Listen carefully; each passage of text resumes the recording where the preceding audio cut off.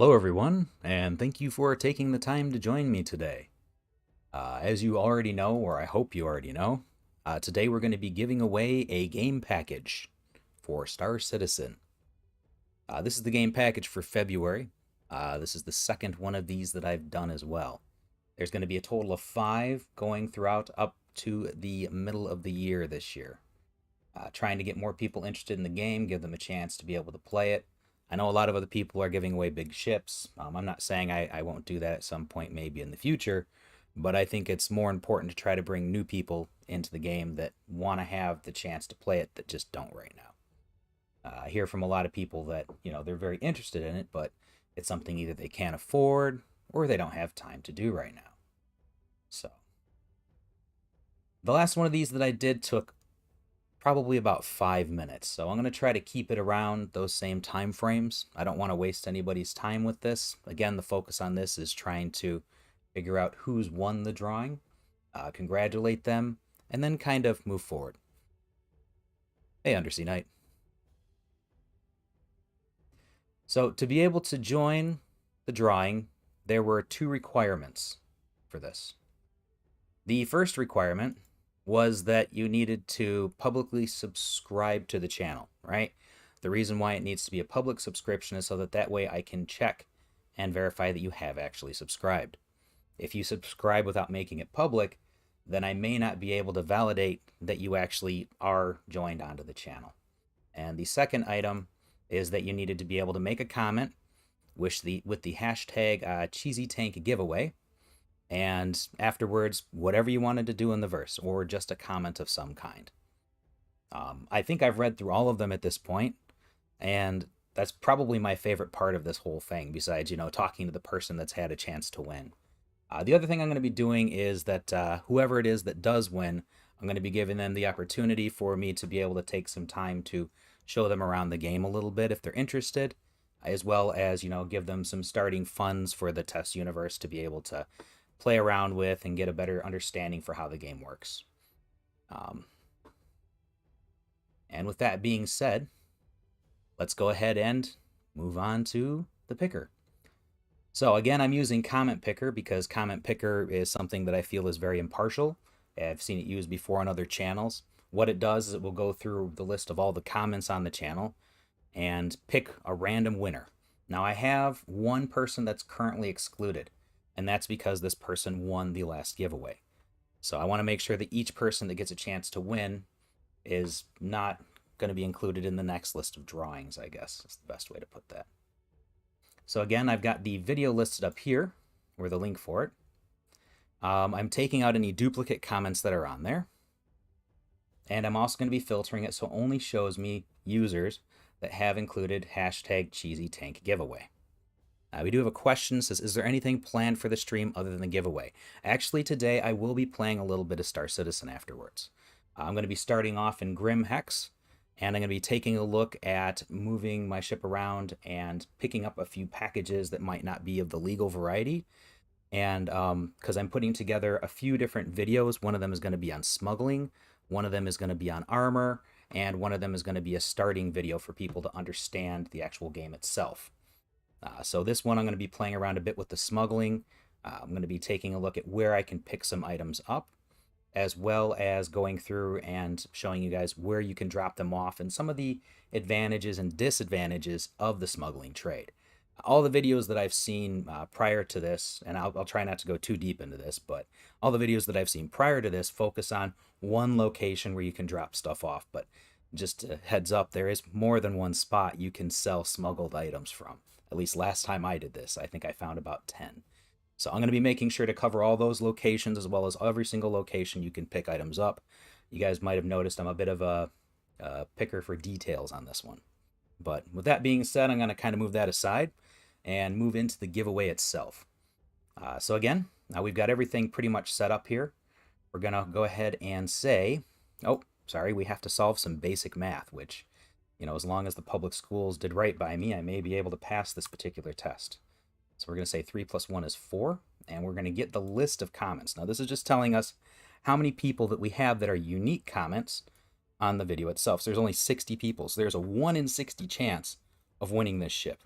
again, I'm a small channel, so what that means is that there's going to be a lot more opportunity for somebody to win if they do actually sign up for the giveaway.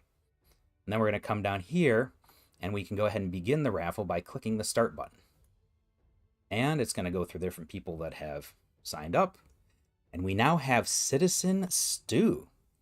All right, Citizen Stu. Citizen Stu said they already have the game package, and they love playing, but if they're lucky enough to win, they would gift it to their friend who really wants to get in too, so they can play together. So a lot of people here want to do this, and that's a great thing. So congratulations to Citizen Stu, but first, we need to go ahead and make sure that he did subscribe to the channel. Again, remember, that's one of the 2 requirements. So to do that, we're going to come over to the video comments, and I have to go into my side of things for this particular video. And we're going to go ahead and filter this down by the name Stu. All right, Citizen Stu. Okay, unfortunately, Citizen Stu is not listed as being a subscriber on the channel. So again, in order to be able to win this, and I'll go ahead and show you guys the list of comments here, right? As we scroll throughout, you need to have this subscription set to where it's actually a public subscription. That's one of the things that's a requirement for the channel, is to have subscribed in order to be able to win it publicly. So unfortunately, Stu, we're going to have to move on to another winner on that one. So very sorry for that. Let's go ahead and try that again. All right. So let's see here. To pick another winner, we're going to go ahead and press the button. I don't like doing it this way, but unfortunately these are the rules, and I want to make sure we're honest about it. So, all right, now we have Cyril Landu. And they said, "It's for me, thank you." Okay, this was, I think, a reply, or maybe it was a new comment, but again, it does meet the requirements of having hashtag Cheesy Tank giveaway. So we just need to make sure that Cyril, I think, if I'm saying that right. Let's go ahead and filter that for, is that correct? Just double check that. Nope.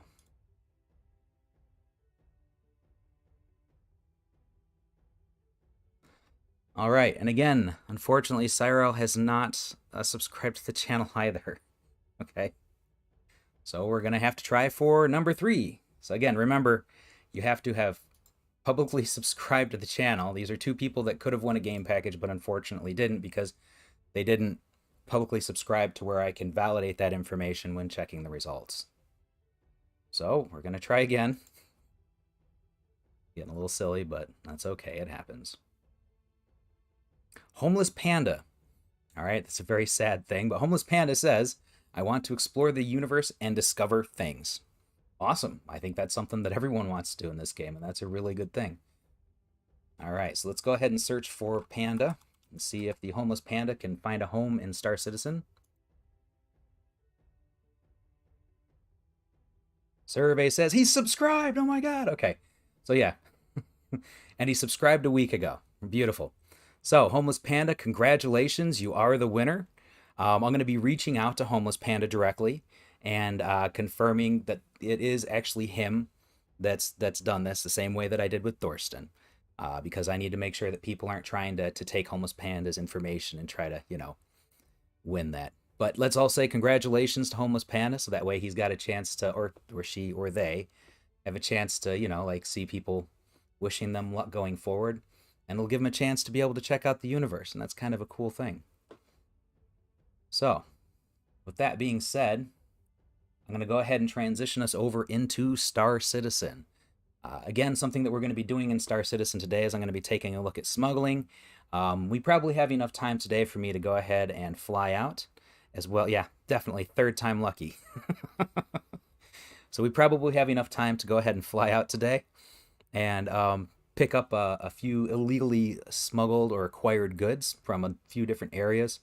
And I can kind of walk you guys through a little bit about some of the things to watch out for, because it can be quite dangerous even just picking stuff up.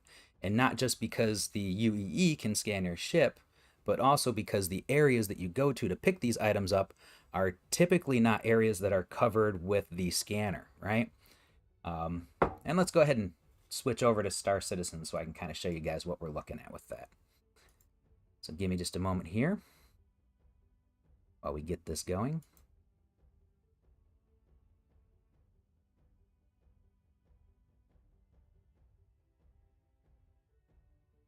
Right. We are going to go into the persistent universe. It looks like it kicked me out. I had this ready to go, but, you know, sometimes it happens. There is a timer.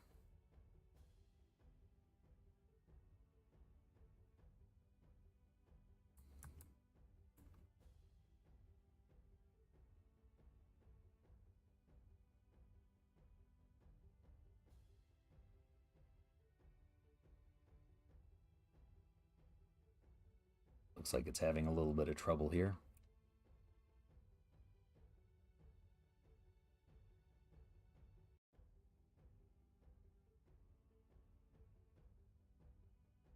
Hmm.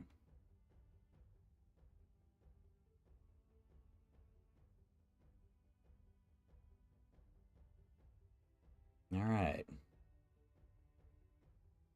It looks like we're having a little bit of trouble getting the screen to go ahead and show up properly here. So the game capture is not showing it in the correct size. So I may need to go ahead and make some changes here to the tool that I'm using to show the game. But in the meantime, what I can do is I can try to shrink it down a little bit to fit. Obviously not ideal.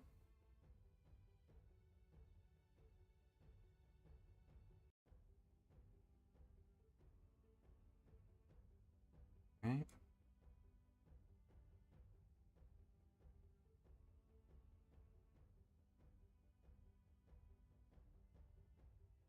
And then I'll move us over.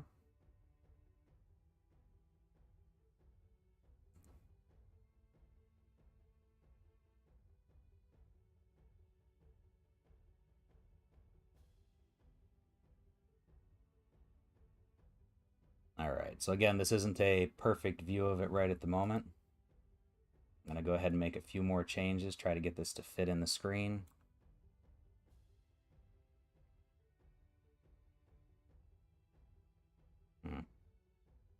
That might be about the best we can do at the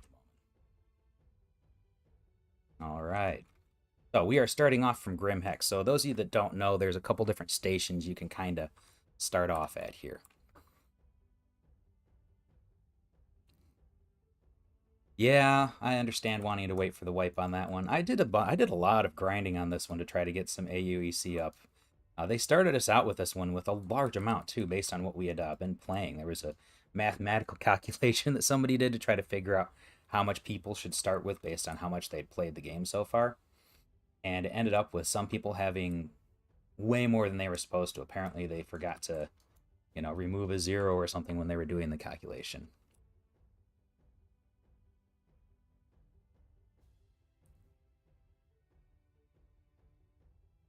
Yep, that's correct. We all do become experts in waiting patiently.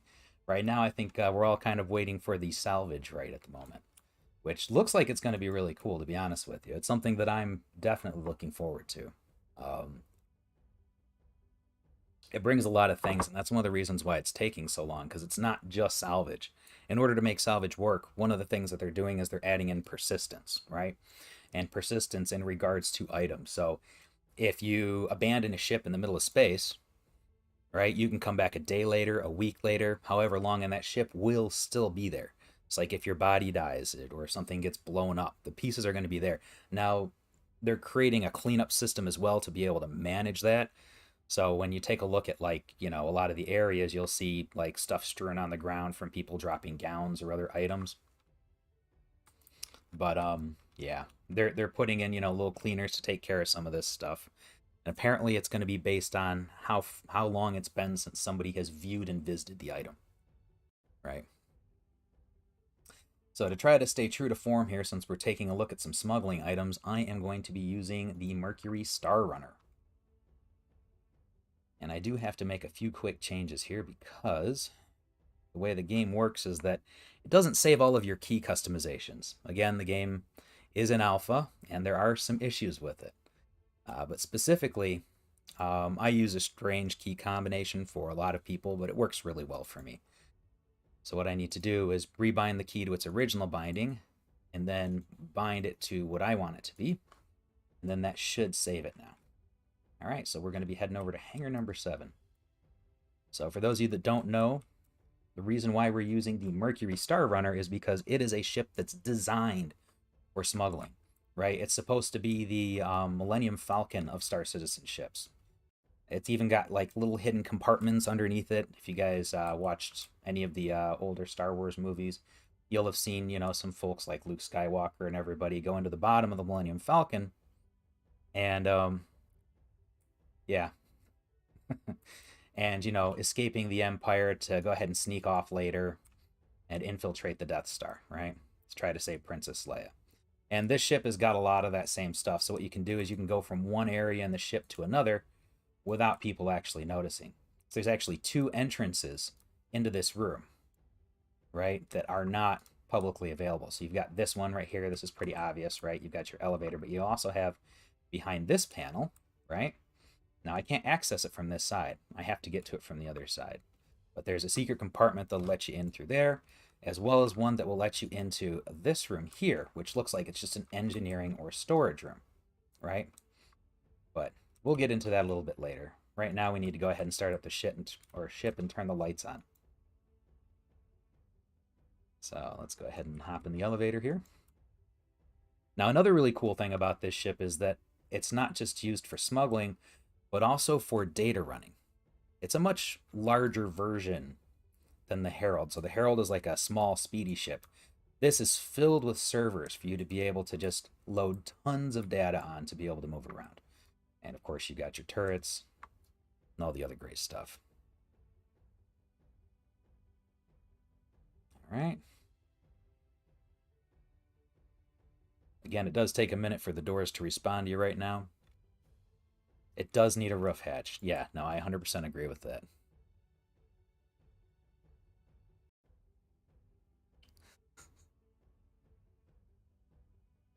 Yep, pretty much, yeah. If I end up leaving any ships out in space right now, I imagine that it's going to be found very quickly, and people will end up acquiring whatever's on there.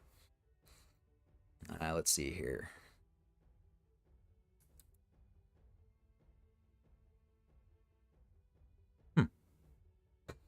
The Gray Cat mining is actually kind of interesting. I've done it before. It's pretty cool.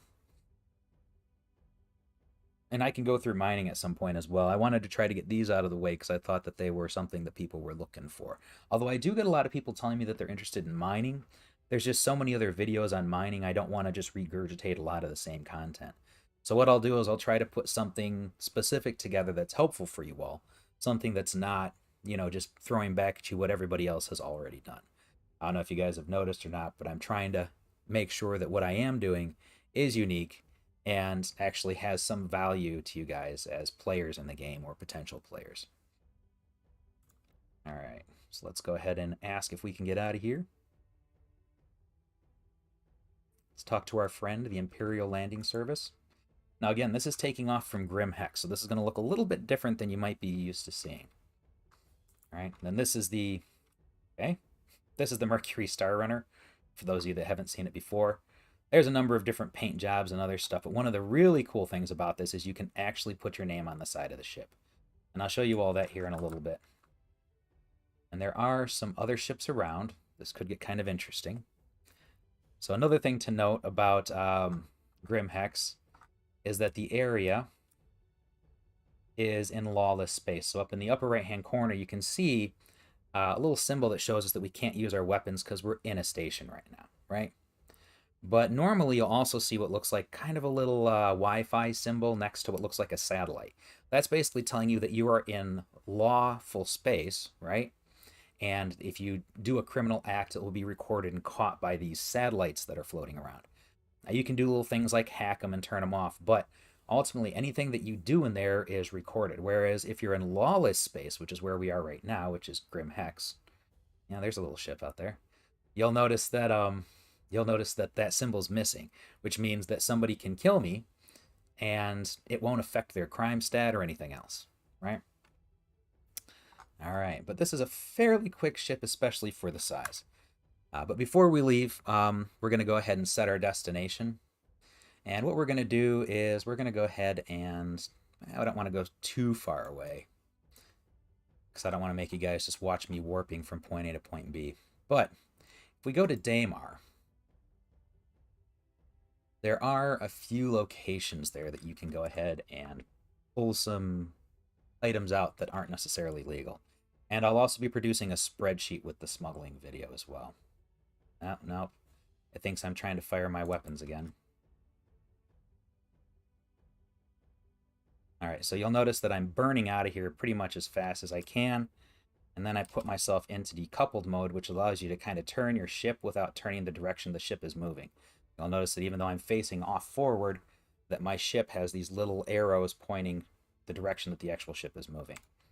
And the reason for that is because I'm going to go ahead and try to align to where we're going to be going without giving it away to everybody else by changing the direction of the ship itself, right? So what happens is they'll see me flying in one direction, and then all of a sudden the ship will disappear into warp, and they won't necessarily know which direction you're going.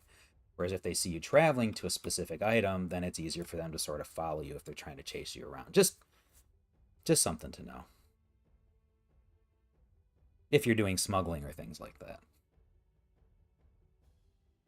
Now, Daymar's pretty close, so this isn't going to be a long flight. All right. Well, let's see what we've got here. So we've got the ore, which is closed, Shubin mining facility. There's an aid shelter. The aid shelters are really interesting. I'm not really sure of the point to them yet in the game. They're sort of just like a place you can go to hang out, I guess. It's like if you get stuck there or something. Security posts are going to be things like bunkers and whatnot. So Bountiful Harvest Hydroponics. I can't remember. See, and this is where I need to go ahead and find my spreadsheet and pull that back out because I had done a lot of work on these previously. But let's see here. Don't remember what TPF is either. New and Waste Management. Wolf Point Aid Shelter. Okay, I'm pretty sure the garden's where we're going to want to go to start with here. And again, I've got a list of every single one of these. Well, I haven't gotten every single planet, but I've gotten the majority of the planets and moons in the game already, and I've mapped out what every single location is, what you can purchase there, if they're illegal goods, how much they cost to purchase, and then how much those are worth when you sell them on the black market as well. So that'll obviously be included. I'll do like a Google Docs or something like that. So that way you all can kind of check it out. I am flying with keyboard and mouse, so I do apologize now in advance if I end up inadvertently crashing into the planet. All right. So, for those of you that don't know, when you're flying towards a planet, on the right you have an altimeter, right? You can see it kind of moving. It just keeps saying 557 over and over again. We're actually at a decreasing altitude, so we're getting closer and closer to the planet, but it's hard to tell exactly how far away you are. So what I do is I hit right now the tab button, which turns on the scanner, especially if it's dark, to kind of tell me how close I am to the planet's surface, right? And specifically, we're looking to get to the garden. So clearly we're a lot closer than 55,000, kilometers out or meters out. Especially if we're 4,000 away from the garden.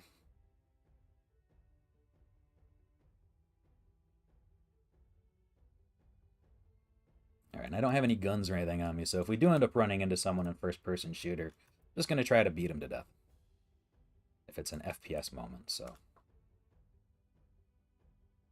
I don't see any other ships, obviously, here. We would have already encountered them. All right, now the garden, I think, has some illegal items, but it's been a while, so we'll have to find out the hard way, won't we? Well, isn't that nice? We're being shot at. Okay. Let's go ahead and move off a little bit. So that means this is not going to be... All right, and that's not exactly how I wanted to do that. Oops.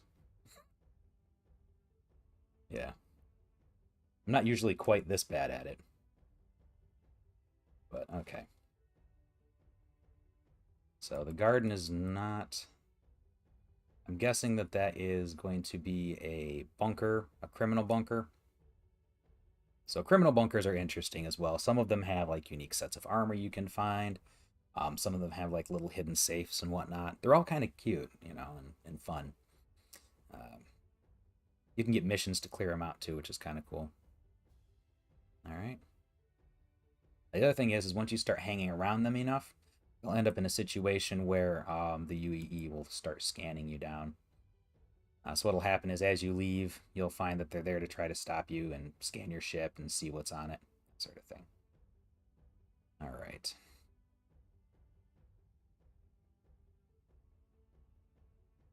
I'm going to go ahead and turn the volume on for Star Citizen so we can actually hear it.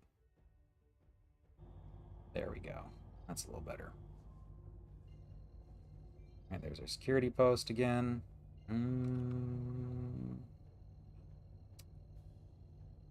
Can't remember what's at NT999. Let's find out, shall we?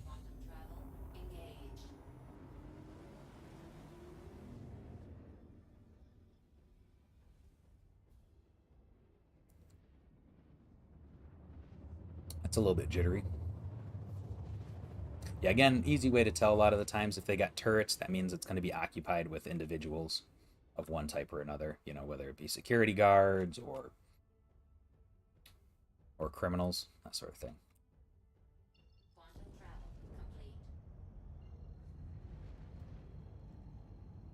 All right, we are just a little bit damaged here. Sort of bumped the nose of my ship against planet. I think I lost all the glass. No, it's still got all the glass on the front of the ship. I actually don't see any damage. That's a little surprising.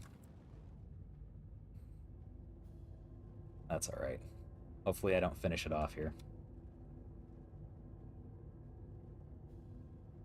And I will try to show you guys as well if I can remember how to be able to access one of the secret panels in here and give you guys kind of an idea once we actually find somewhere to land.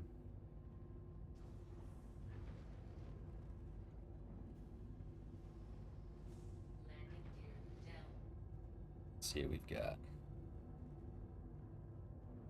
Microtech.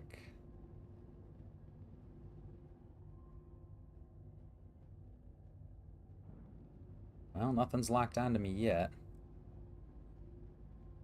Nope. That looks like a turret to me. Yep, so that's obviously what you want to pay attention to there. Start seeing turrets, and it gives you a pretty good idea. And this is actually sort of the way that all the bunkers are going to look as well. So you've got sort of this like little apex there, which is where your entrance is at.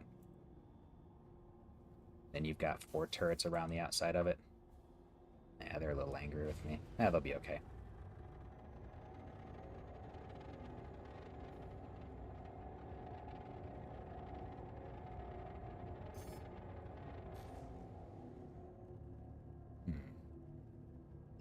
Alright, let's see if we can't find a different location here.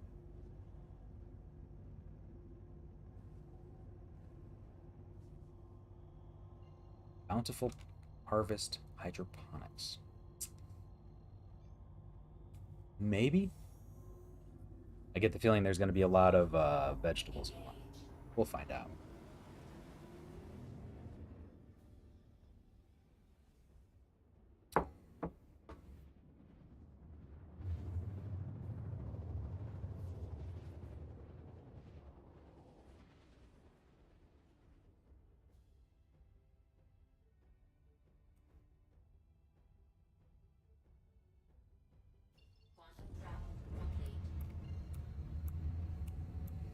Now again, I'm keeping my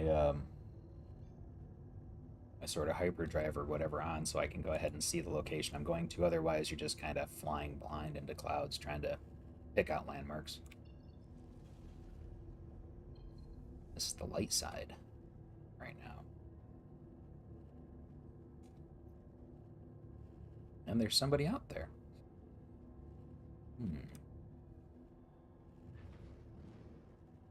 That's going to make it very easy to find this place.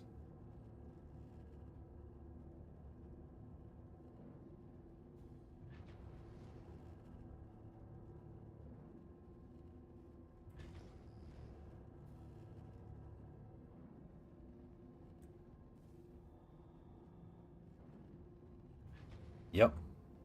Yeah, I actually do have some ground vehicles I could grab to do that with as well. For this, I would typically use something like an Ursa Rover.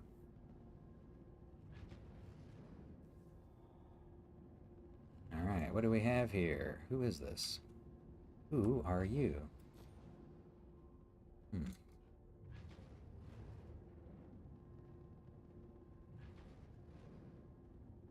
Well, I guess we'll find out the hard way. So it is a Drake Cutlass.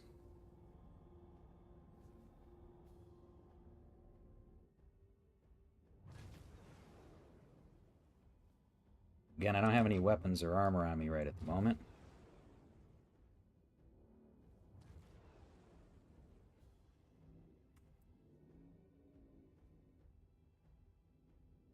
And it would help if I had my landing gear down. Now,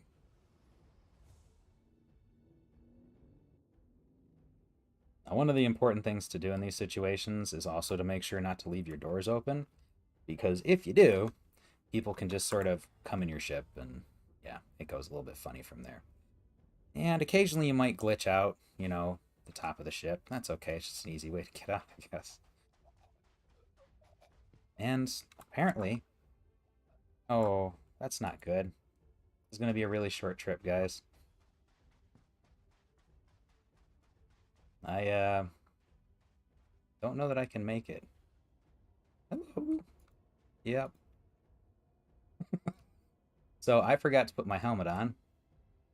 And what that means is that I'm currently dying of oxygen, or dying without oxygen, and I can't move.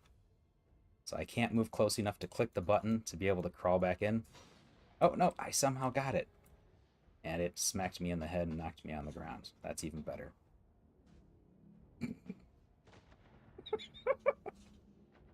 Well, occasionally, sometimes, the interesting thing is, I thought I had a helmet on. I was like, I remember having it on before I logged off, but it happens. Anyways. All right, let's, somehow the ship blew up as well, or seems to just be gone.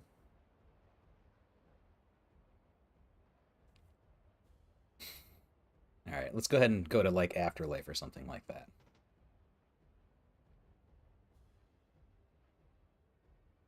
Now, this should take me all the way back to my spawn point, which is, I think, in Area 18. So Area 18 is pretty close.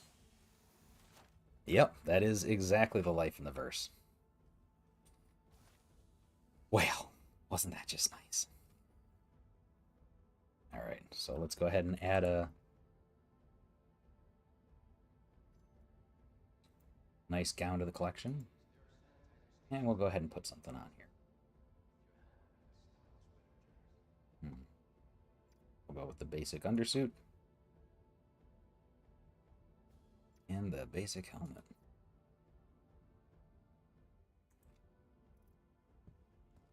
All right.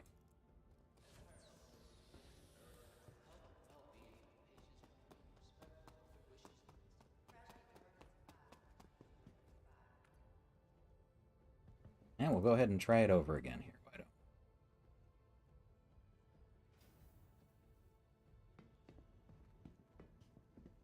Okay.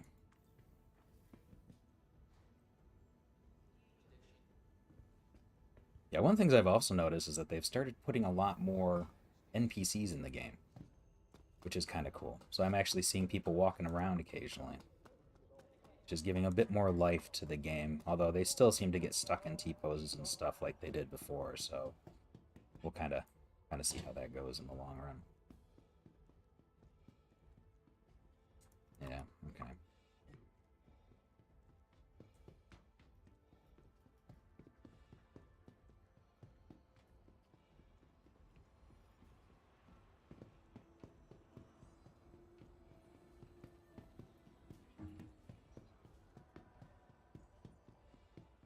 Now we're going to go ahead and take a look at some of the parts over here real quick. See if we can't get something to help us travel just a hair faster in one of our smaller ships. So this is Dumper's Depot. It's a great place to be able to pick things up. There are 2 terminals.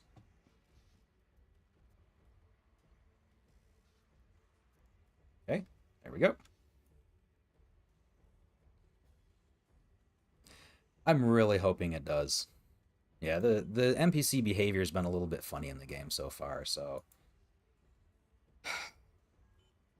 yeah. All right, let's see what we got here. That's size 1, grade D. Oof.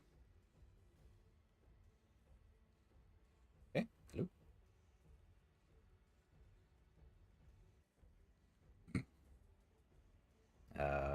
All right, that's interesting.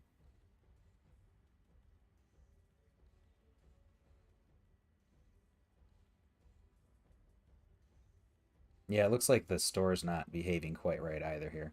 So this is a stealth quantum drive. I'm going to look for something potentially and maybe more.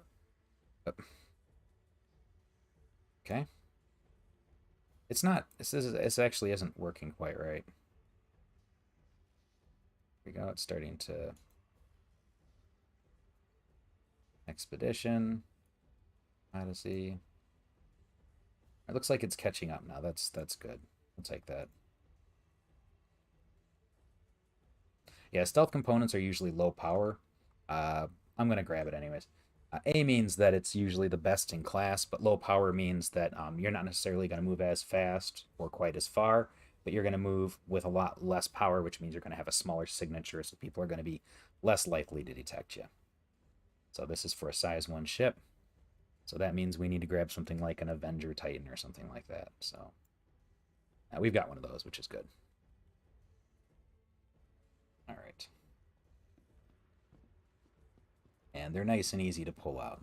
I didn't want to make you all wait through the trying to reclaim something like the Star Runner, because that'd be a 15-minute wait of just staring at the screen watching a timer come down.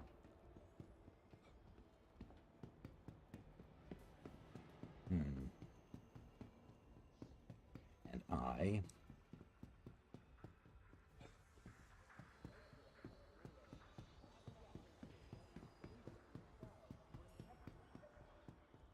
am on my way to the hangar. Yeah. So one of the reasons that I haven't finished the new player experience yet is because one of the things I want to do is I want to include a map. And I figured I would just use somebody's existing map, and point to it online so people could find it. But the problem is I can't seem to find a good map. If any of you do have a good map or have found a good map that actually is easy to understand, right? Let me know, and it'll make the video go a lot faster. And of course, I'll give you tons of thanks in the video. But ultimately, right now, what I've been doing is I've been taking a look at map making tools that you would find for, like, I don't know, stuff like Dungeons and Dragons, so that I can try to figure out how I might be able to put a map together that actually represents the city, so that way it can actually help people find things. Because right now, I don't know, those of you that have been in the game, it can be a little bit difficult, especially if you're first starting out trying to figure out where in the heck you gotta go. Um, I think Lorville, you've got your little maps for the train stations, and they have some other little maps on the side, but most of the places don't. And even those maps that show you the basic information, it's like if you guys have ever been to like London or New York, it's like looking at an underground map, for all the different trains and where they go. It's a little bit confusing if you're not used to reading it.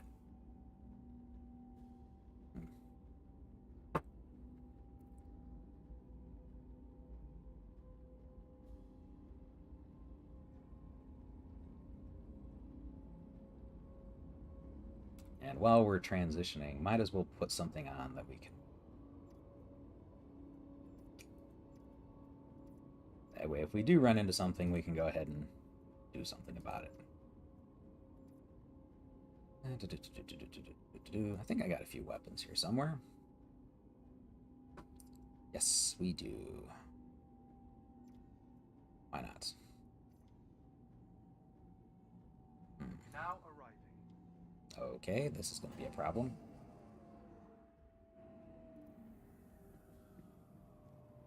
I don't have any ammo, so I'm going to need to change that off.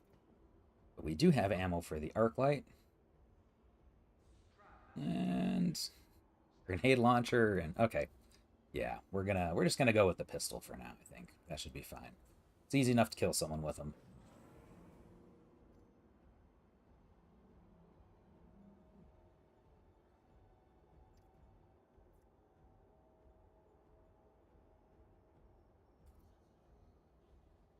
Yeah, I definitely have a helmet on this time. Should help with breathing outside in space, you know, that sort of thing. Otherwise, it's just going to be a repeat of what just happened, which was pretty magical, I gotta be honest.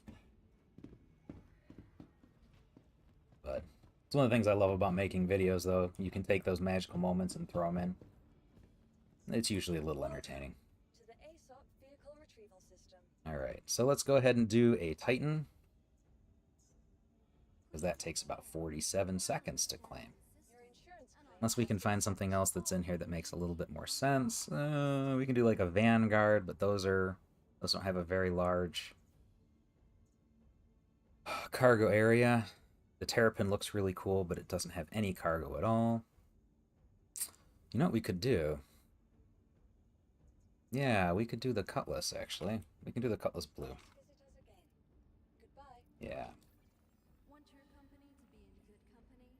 ArcCorp's unique vertically integrated We'll go ahead and do the Drake. offer amenities such For those of you that don't know, the Drake Cutlass Blue is the police cruiser. This is going to typically be purchased by local security people in different solar systems, as well as the local police in a given planet's area.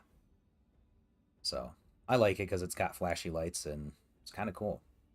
It's also kind of a great thing to use to be able to yeah, it's size 2 is the only problem.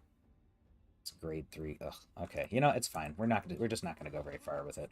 exploring the stars. Welcome But to the ASOP vehicle retrieval system. Closer together. ArcCorp, investing in tomorrow's future. Vehicle selected. Stand by.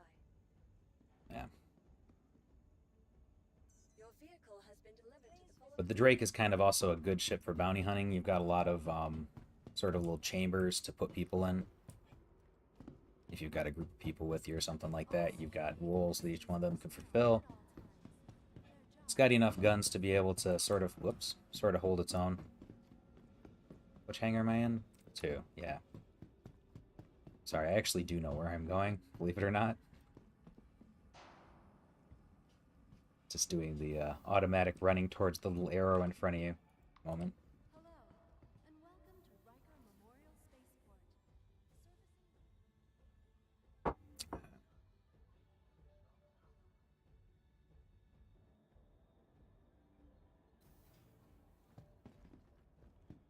But yeah, I'm hoping persistence actually works well with this.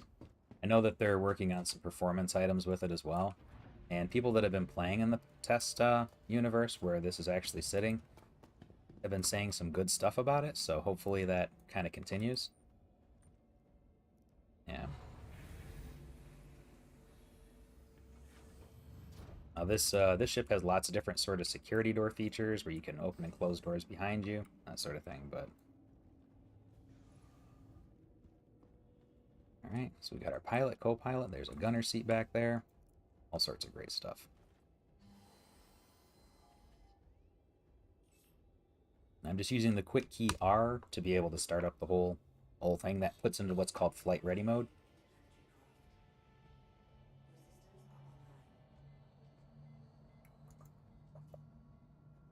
And we're going to call our landing services. You are clear to launch. And we're going to put on our lights because we can.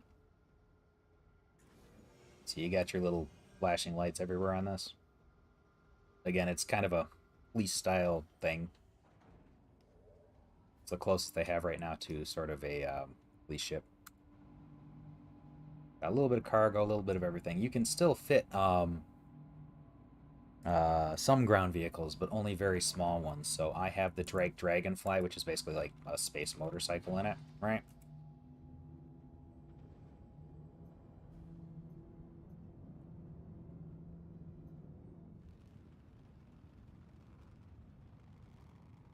And it has lots of guns, which is fun.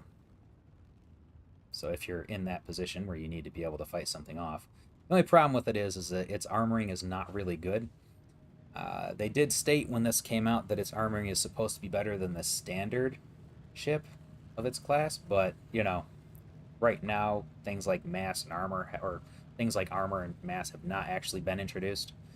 You can tell because currently, if you park on some very windy planets and you get off of your ship, you'll notice it just fly away without you, and you could chase it down like a tumbleweed, which is funny, but kind of awkward sometimes too, especially if you have a lot of cargo on it, or it's you know a giant ship like the Reclaimer. Watching that just kind of float off due to wind is interesting.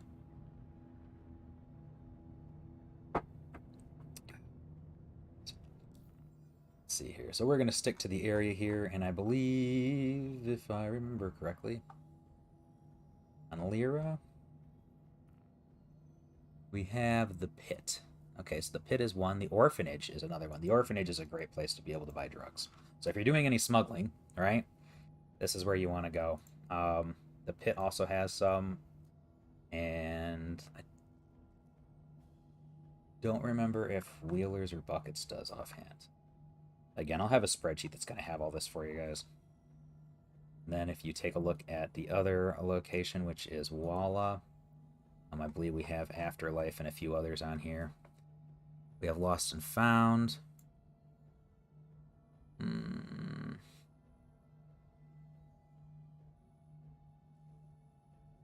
No, this isn't where it is. Oh, we had Afterlife on here for some reason. That's alright.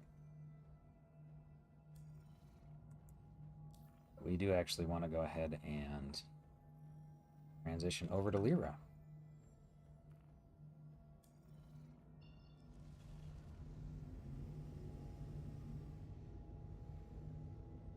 And again, you can kind of see that we're under close watch here in the upper right-hand corner there. You've got your little satellite with the Wi-Fi symbol. So anything you do here is being monitored and watched carefully, that kind of deal. And I've noticed that if you do start going into areas frequently that have no monitoring, and then you come back out of them, you do have a much higher chance of the UEE popping up and wanting to scan your ship. So I can show you guys sort of the way that I get around it right now, if it actually pops up. But again, I'm not going to be doing this for too long. I just want to make sure I can at least show you guys where you can pick some up, how you can identify sort of what they look like. And then later on, I'll show you guys some of the locations that you can go ahead and sell it at. Orphanage. Yep.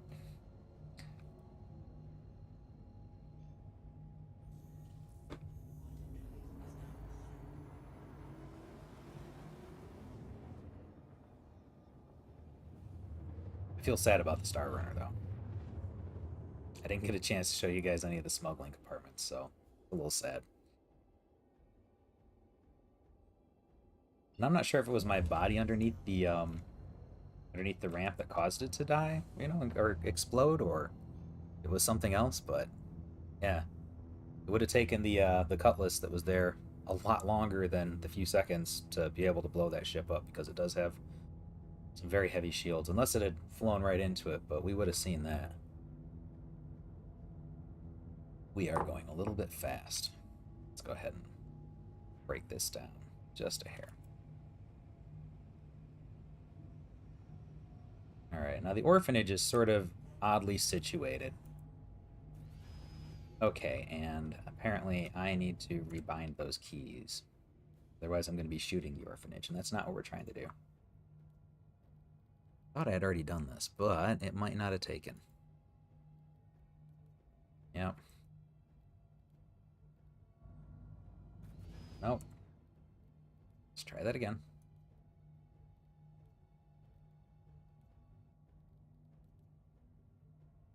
Yes.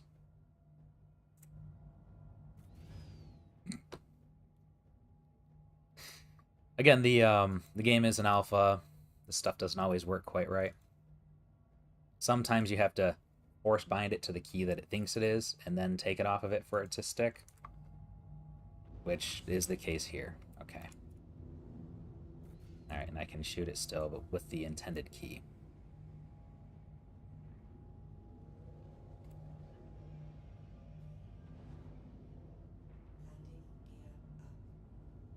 Oh, we needed to put that back down.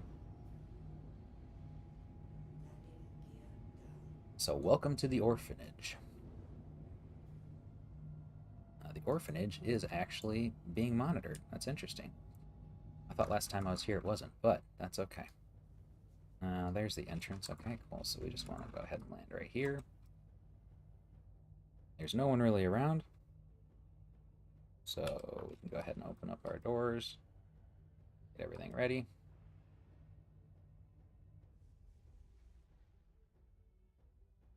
And right now, to be able to load stuff on and off of your ship, it actually just is as simple as purchasing it at a station or purchasing it at a terminal, which will automatically put it on your ship for you. I do like to close these doors behind me most of the time. I'm not going to bother right now. Just because of the simple fact that it's being a bit of a pain. Yeah, we're just going to... Now we'll go ahead and close this. It's a good practice to keep.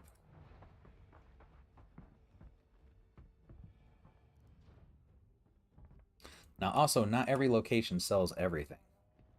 That's the other thing to know, is that if you have items that are illegal for sale, you're going to get different ones at different locations. And you should also look around these stations. So this is where I would purchase the illegal items, but I can also come around and see what else is here. There's different kinds of containers. These little gray containers are going to have, like, fruits and other little silly things like that, occasionally helmets or clothing, right? So you got some food in here. Got a pair of, regular boots, multi-tool. Nothing that we're really looking for.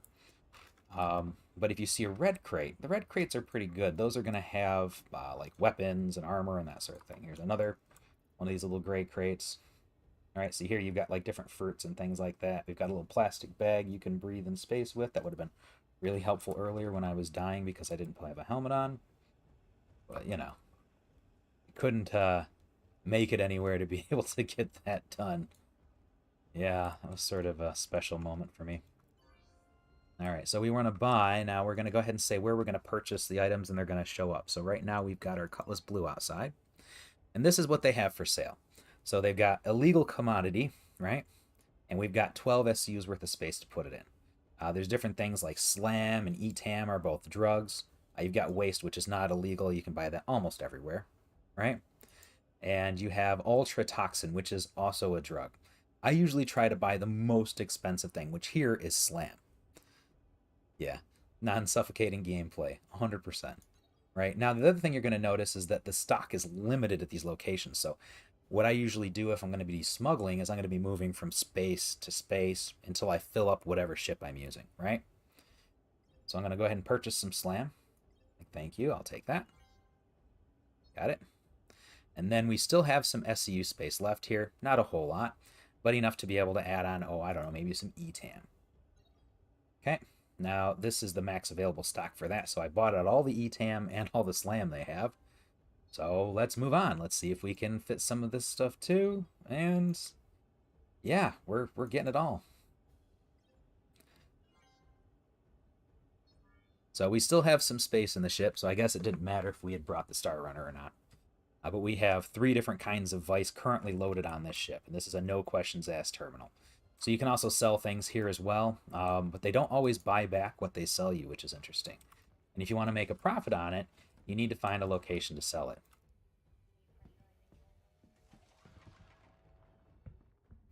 All right. Oops, come on. And Sesame. And here you can see all of our wonderful drugs. Hello? If I can make it onto the ship. All right. And they all look a little bit different, which is kind of cool, right? You can see them kind of peeking out on the bottom here, right? They've got different things in each one of them. Again, we bought 3 different kinds. So, yeah, it gives you kind of an idea.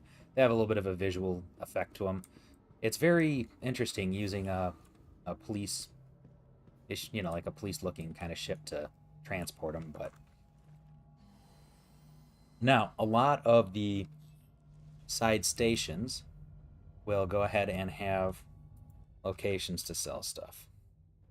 Alright, so we're closing all of our hatches and everything. Then we're going to go ahead and we want to get out of here pretty quick. We don't necessarily need that, but...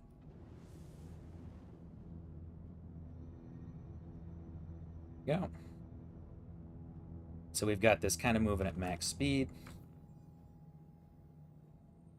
And a lot of the different side stations here will have locations where you can go ahead and sell illegal commodities. Yeah, running drugs in a police cruiser. It's exactly what it's designed for. It's the least suspicious item, right? Alright, so let's go ahead and see if they've got one at Arc 1. I can't remember because, again, I've got it written down on a spreadsheet, so I don't have to usually remember this stuff, but I can at least show you the standard locations because there's sort of 2 to 3 different spots that you'll find them in on these mining outposts, which is kind of cool, or these little mining stations. Now, there is a high chance we're going to get pulled out of warp, in which case what I usually do is that before they get too far with it, you just need to make sure that you're set to your maximum speed. So on the left-hand side of my HUD here, you can see that I've got there's a little red box all the way up at the top of a bar. That kind of shows you how fast you're going. I'll go through all this stuff when I'm doing the smuggling video. I don't want to bore you guys half to death with it here. You can skip past it at that point, whereas right now, you kind of got to suffer with what I'm saying, so. Or leave, I guess. There's always an option.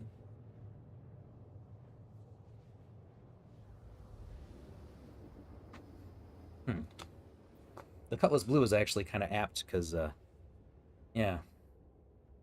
Yeah, I'm using my Drake Cup today, so. Not sure I'd necessarily recommend picking one up, though, to be honest with you.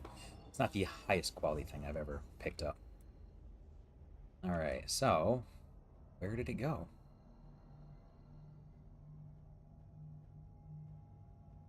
Alright, so what I don't see is, it should be in this cloud here. But I'm having trouble distinguishing it with this nice bright thing behind it called the sun.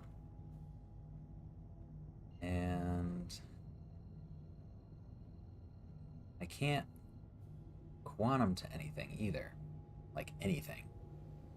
So that's interesting.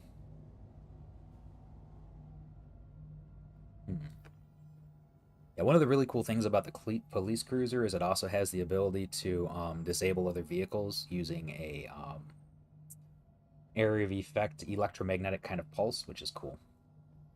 So that's something that I try to play with if I can. I like it like that.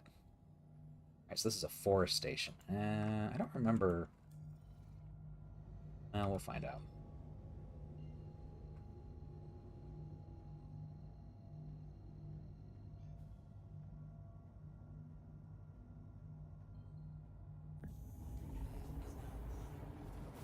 I'd actually pull up my spreadsheet here in a minute just to try to see if I can figure out which one does have an illegal trade terminal and which one does not.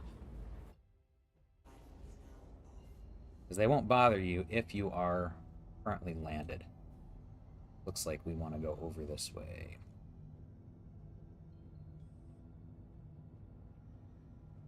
Yep.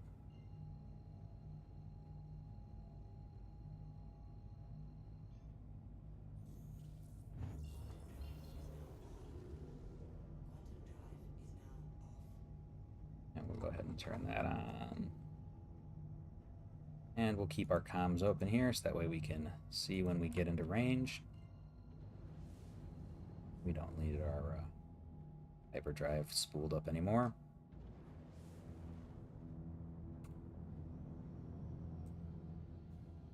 Now we're going to be landing, I believe, in the top section on this one. It's actually kind of cool because even though some of the ships aren't in the game, some of the larger ships, you'll actually still see them here. So I've seen, like, for instance, some of the larger hull series here, like, pull up with a giant amount of cargo, which is really cool. Alright, there it is. So we're going to go ahead and request landing. Alright, we're cleared to land, apparently. Somewhere. Or was that cleared to take off? Oh, that's thinking.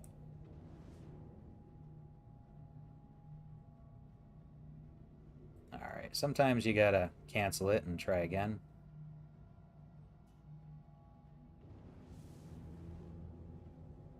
Please proceed to assigned landing bay. There we go. Would you all have any interest in seeing a video on how to increase your ranking with like illegal organizations without getting a crime stat. Is that something anyone has an interest in? Just let me know if you are. In which case I'll add that onto the list because that's something that I was planning on doing at one point. And it sort of fell off the plate with everything else I was kind of working on, so.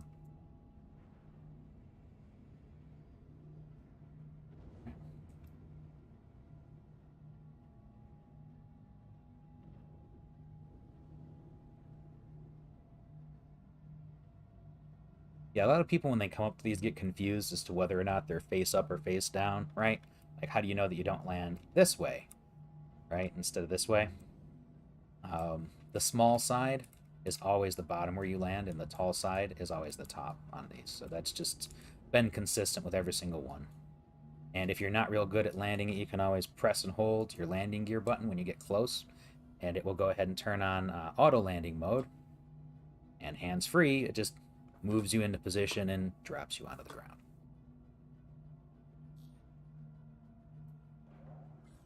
I'm usually not that bad at landing it myself. Have a pleasant stay. I've crashed into plenty of planets, so. Yeah. Anyways.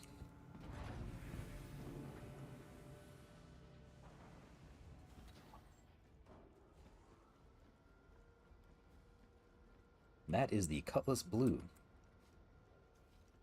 Love the police lights. Great. It's great fun. Right. Now, the elevators are also a little bit less feral. They don't seem to be eating people as often, so you're pretty safe standing close to them now. There was a point in time not too long ago where if you stood too close to the elevator after pressing the button, you would die when it showed up. Because the elevators... Oh dear. You can let that load a little bit. The elevator's box was a little bit bigger than the area that it was landing in, so what would happen is it would suck you in as you were close to it, and that'd be it. You'd lose it all.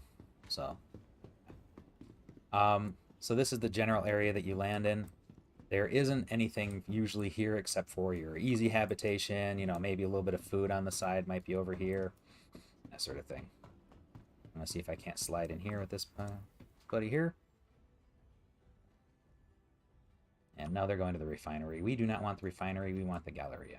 So we'll wait until he's done. Yes, they found their light. Congratulations. Okay. There is a way to be able to talk in game, and it's actually kind of cool because when you start talking to people, your mouth will actually move. A little disjointed. It's a bit funny sometimes, but it does work.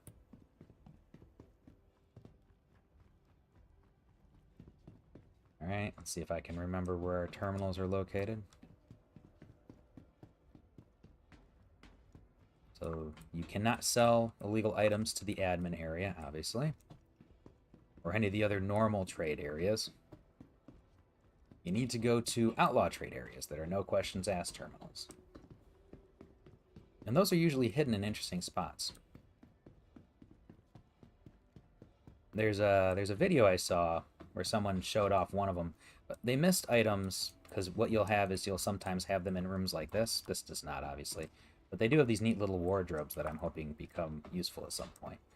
It's great for, you know, being able to make sure you have your spacesuit on, you know, when you leave. Nice, quick, and easy way. Where is the broken down area? No, we are now in the food court. It is not going to be in the food court area.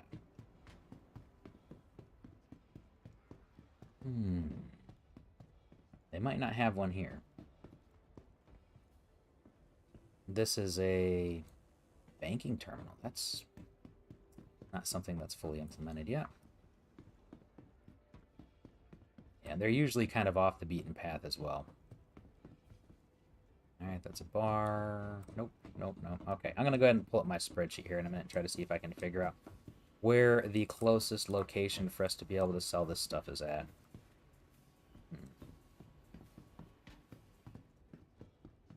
Again, there are... Alright. So give me just a moment.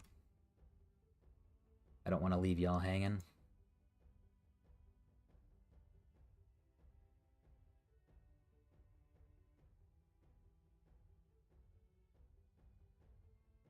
All right.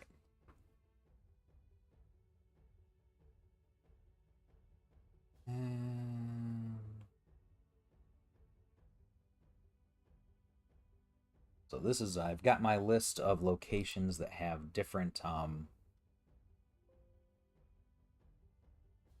different drugs and where you can sell them.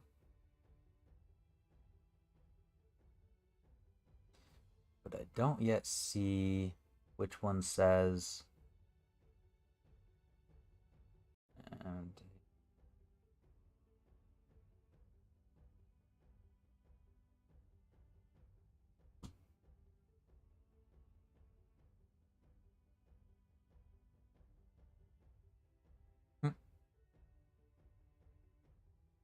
yeah, NT999 does actually have Widow, ETAM, and it's for sale, by the way. So we were looking at that earlier.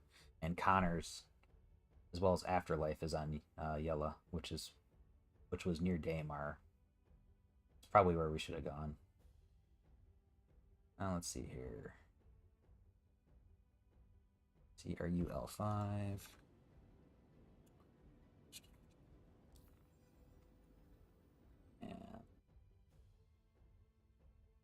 So CRUL5, you can sell Slam for 154.80 last time I checked. Grim Hex, obviously, you can sell a lot of this stuff.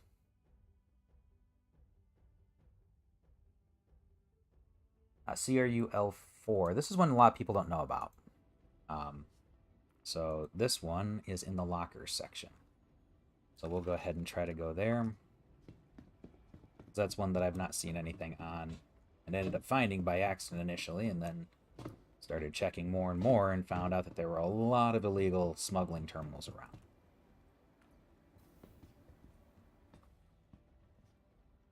Let's see here.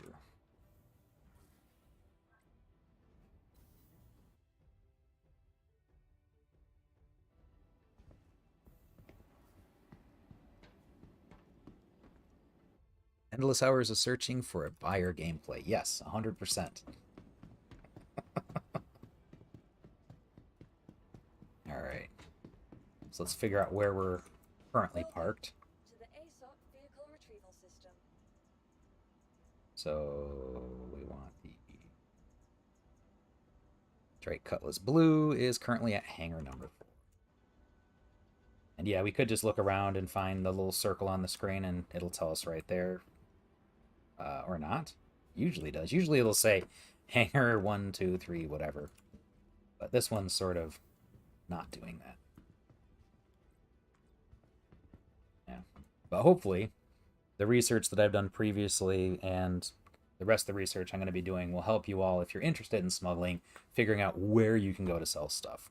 There is some serious problems with selling drugs currently in the game, and I'm hoping that with Pyro coming, that they make some changes to it. And you guys will get a better understanding of why, because one of the things that happens is that you can only sell a certain amount at a time. It's like there's not a lot of buyers or something along those lines. Did I not select it? I didn't do it, did I? No. Yeah.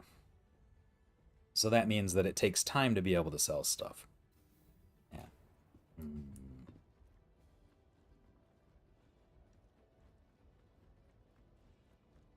All right.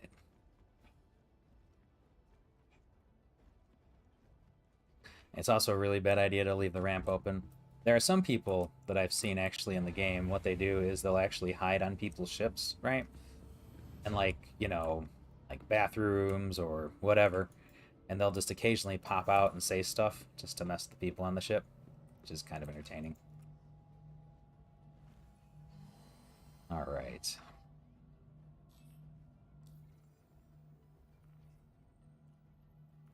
Let's go ahead and get out of here. You are clear to launch. We are going to be going CRUL4.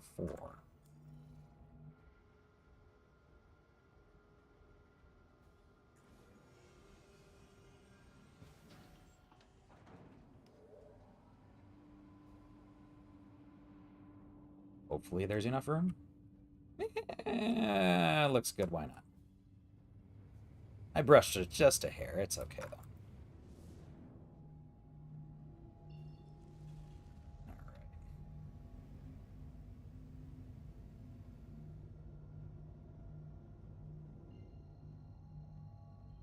It's actually been surprisingly uneventful. I thought a UEE would have tried to Thank you. And please grab me by now.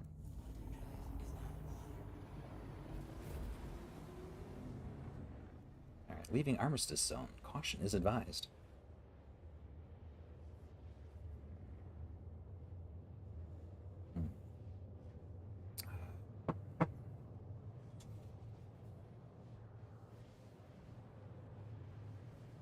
You can still see where I died with my Mercury Star Runner off in the distance there. Nice little red X off in 38 million kilometers away. Oof. We're going 22 million kilometers on this one. Well, that's all right. Yeah. Something that's also kind of cool is that different ships based on the race, right? So if you have an alien race ship or something like that, the warp will look significantly different. It's kind of cool, actually. And there's a couple different races they've already introduced into the game. So, yeah. I'm really waiting for the Banu, because they have a merchantman, and that's supposed to be a really cool ship. One of the things they said it was supposed to have at the early days of it, and I think this has probably changed, but may still have, is a raptor cage, right? Or the idea of it was a raptor cage, where you can actually have like live animals, like dinosaurs or whatever, kind of in the bottom that you can transport around or whatever, which just sounded cool. Just double check my notes here. So there's a no questions asked terminal in the lockers section of this one. So we'll need to find the lockers. It's been a while since I put this list together, but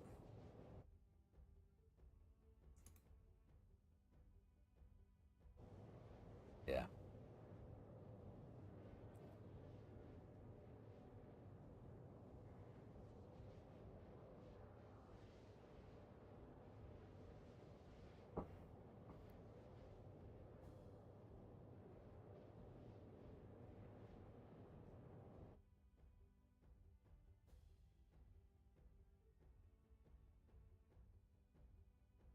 All right.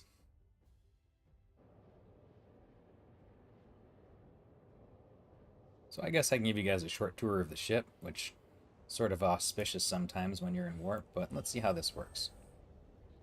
So you'll either go great or terrible. All right. So, you got your little racks over here. You've got your beds, which you should be able to log out on. The theory is that if you have a bed on a ship, you can actually log out in it. You've got your turret section here, which is where you can get to the turrets to be able to help defend the ship. You've got your side accesses. This is where you can actually board another ship.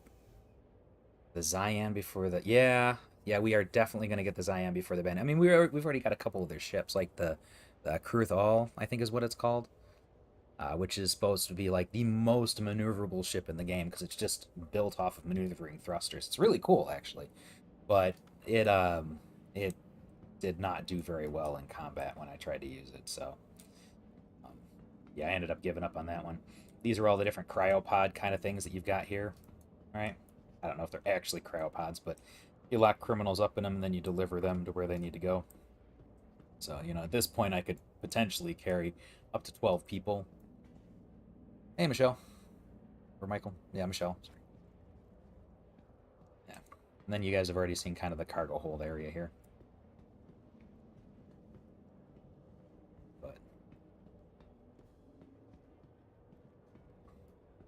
no, that's kind of it.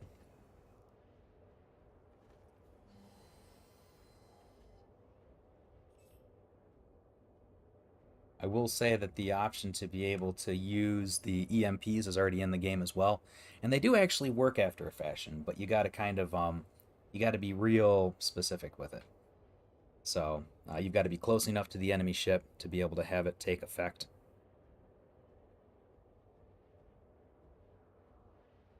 And it works really well when you've paired it with distortion weapons as well, but that allows you to be able to disable a ship and basically, shoot out the engines or something.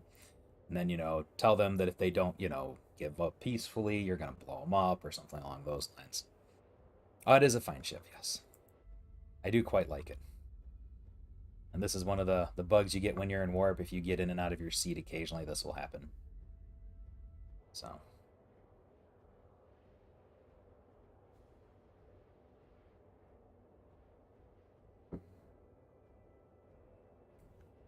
I'm going to turn my cruise control off so we don't fly into a thing. And I'm going to check two things here.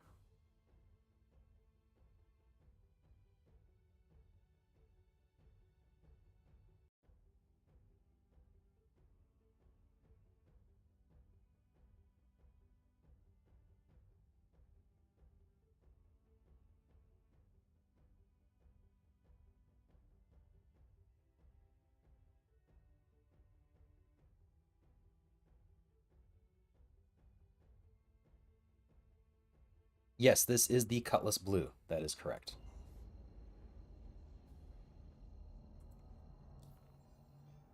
Did it not get me where we need to go? Oh, that's right. I didn't specify where here we needed to go. But yes, this is the Cutlass Blue. It's got a little bit of cargo. It's got lots of room for prisoners. And, of course, you know, you've got all the guns you might need. By default, it comes with distortion cannons as well as your kinetic weapons, which they've apparently done some serious changes to, which is really good. Because one of the things that I noticed before was that the kinetic weapons didn't really operate as they were kind of supposed to. Hello? Okay. Let's try this again. By bypassing shields, and now they're supposed to do a lot more damage. Yeah, I'm definitely running with the lights on, especially since I've started smuggling right now. So we're smuggling some SLAM, some ETAM, and I don't remember the other one. Yes, it does have it. Yes, that is correct. Yeah, this ship has got a lot of different multi-uses, which is one of the things that I really like about it. It's one of those ships that when you step into it, you kind of get a real feel that you can actually do a lot of different cool things with it. Warning, I need to align to target. Okay, we're not going to worry about that right now. Let's go ahead and contact their landing services.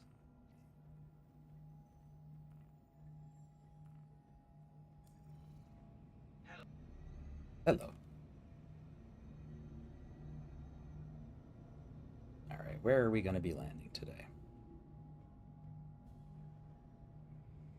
Survey says.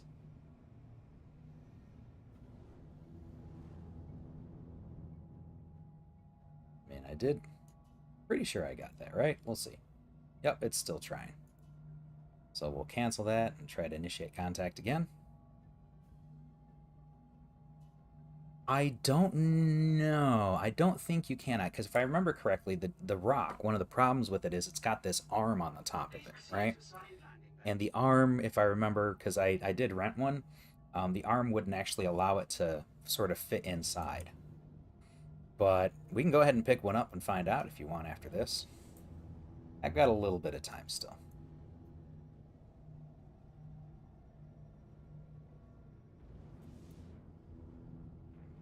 I don't remember exactly where on here. There we go.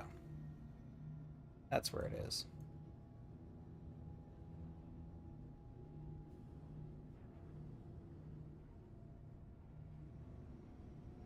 I feel like this is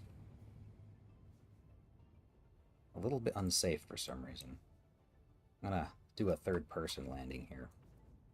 I think it's just having the ring nearby, which is difficult to fly through because apparently flying through the rings on a lot of different stations, the rings don't always show exactly where they're at. So sometimes you'll be flying between the rings and you'll end up in a situation where you hit them even though they don't look like they're there. Yes, I know you can put it inside a Cutlass Black. We'll find out on the blue. Actually, yeah, if they sell it here, we'll pick one up after we're done selling the cargo that we've got. So again, we are potentially selling drugs today. As long as I can find the selling terminal.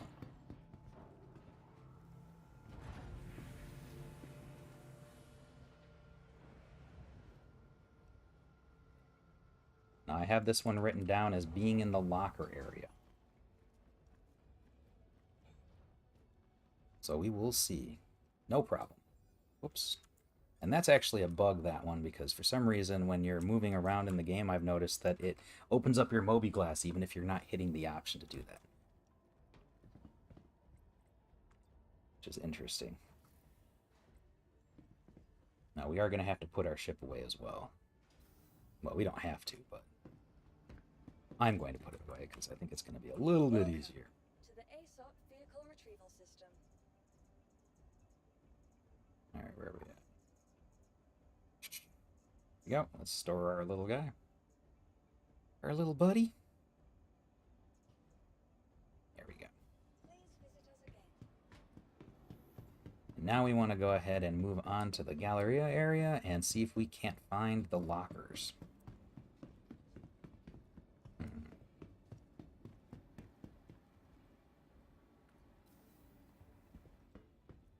Again, it's been a while since I've done this, but my notes should be good.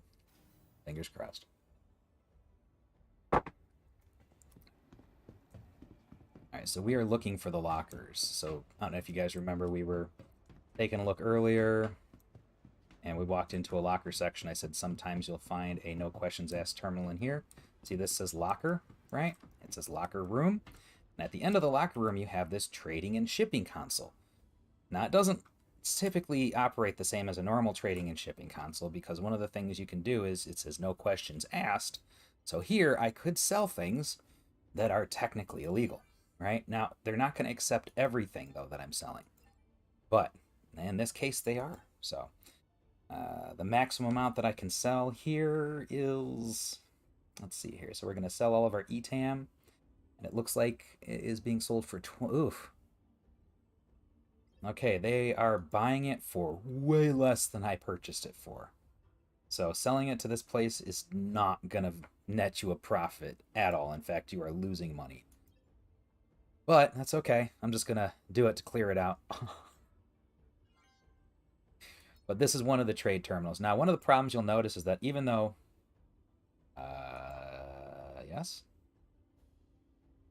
Is it selling it or... There we go. Okay, now it's done. All right, we're going to sell all of our slam as well. But different locations will actually give you different amounts, if I remember correctly at this point. So there's been a bit of a change, which is kind of nice. But this is a really terrible return, so this is not profitable at all. But again, this is one of many locations you can sell to. Most stations, ironically, have a no questions asked terminal. It was something I didn't know until I actually did some looking around. That's right. Yeah, you get enough of it. The key would be to be able to find it in a situation. Sometimes you'll be able to make it out. You'll get certain missions. Unfortunately, in this case, it doesn't pay. But if you get certain missions, right, you can go through, and they're going to be in your personal section. Let's see here. Most of mine are all from Vaughn's. Vaughn's are mostly kill somebody missions. Yeah, and then I've got one from the Dusters, which is to pick up some supplies, right? So when you go to do like pick up supplies, or when you get some missions to be able to dispose of certain things, you'll end up running into a lot of other pieces of cargo than what it is you're just supposed to be taking care of. Sometimes it'll be slam or other different types of drugs you can sell, and in those cases you'll be stuck with that until you find somewhere to sell it. And that's one of the reasons why this is going to be helpful, is because it'll show you guys where you can go to deal with it. But yeah, Vaughn is typically what I run because I can you know, I can run a Vaughn mission like this one here. It will never increase my my criminal stats rating, but it will actually increase my reputation with the Vaughn side and allow me to be able to get higher and higher paid missions. So, yeah. Like this one here is another good one. But, you know, you get an idea. You get that idea. So if we wanted to go ahead and pick up a ROC or a rock, a gray crack rock, we would need to go ahead and pick that up from a station that has... Whoops. That has one for sale. So you'd need to get it from, let's say, one that has like a refinery, and then typically they'll have a little station to sell. This one, unfortunately, does not. So we're going to need to go ahead and find one. So give me just a moment. I'm going to go back to my little spreadsheet here and see if I can't figure out if I've got a list, and I don't actually have it written down on that spreadsheet, so give me just a moment. If everyone does know of one offhand, a station I can pick up an ROC, just chuck it in chat, and I'll just head there.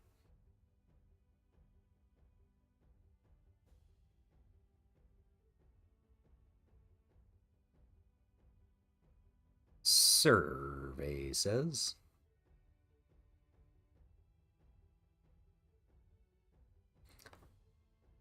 All right.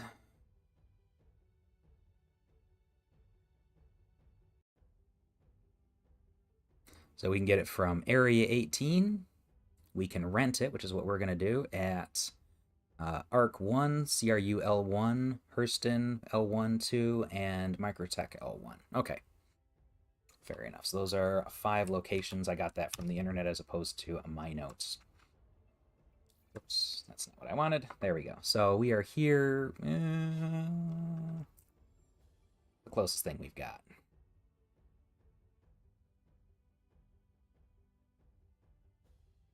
Looks like ARC L1 is going to be the best spot to go, which is where we actually just came from. We got the forest-wide station there, and we should be able to rent it. So let's hop in our Drake and head on over there. Welcome to the ASOP Vehicle Retrieval System.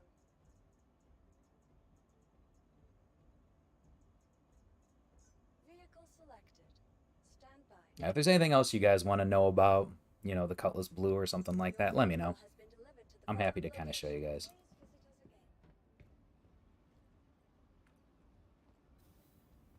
But yeah, there's going to be some ships that you can fit the normal Grey Cat, but you can't fit the Grey Cat Rock just because it's got that little arm on the top. And it's a mining arm, but it does actually help, which is kind of cool.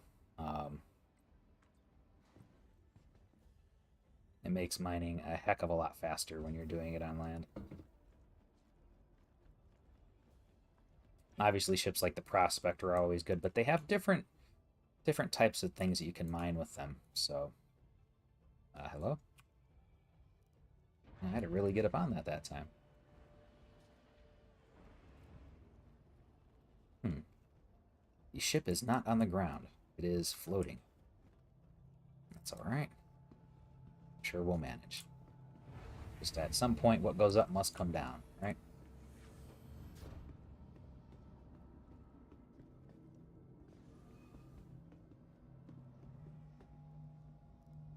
Alright, and since we are already in the air, as long as we stay in the air, well, let's go ahead and open up the doors first.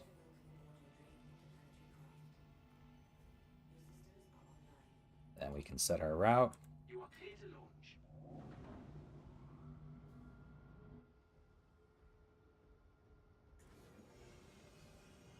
Put that away. And you can also change your thrusters so that way it's easier for you to be able to take off and land from a vertical position. Right now, it doesn't work quite great because of the simple fact that you've got 2 very large thrusters on the back of the ship and not on the front. So you tend to go quicker and, you know, from the back than the front, which can make you sort of flop a little bit occasionally. It's really awkward in combat if you end up in that situation, so yeah, I'd kind of be careful with that if I were you. Just a heads up. Oops, that's not what we wanted. Yeah, that is what we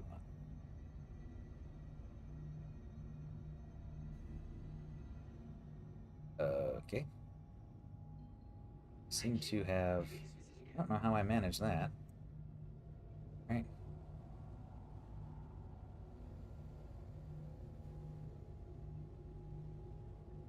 We are getting a little thirsty, but let's go ahead and... We've got plenty of time to get where we need to go.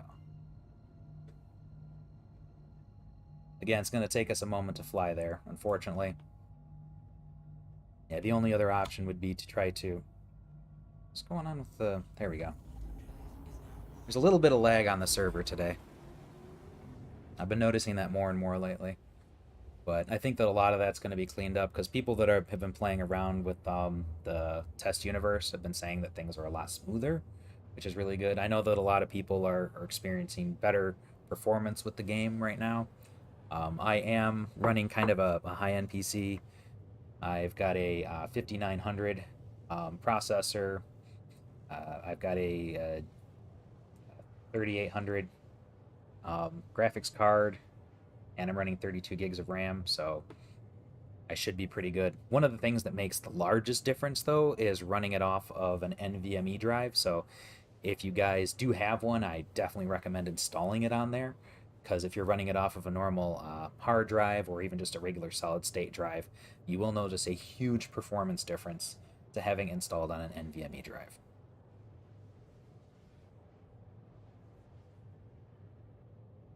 But yeah, the Cutlass Blue. Yeah, I really like running this ship a lot of the time because it's very maneuverable. It's easy to get in and out of tight spaces. It's also fairly quick. You can do a little bit of everything with it. It works pretty well.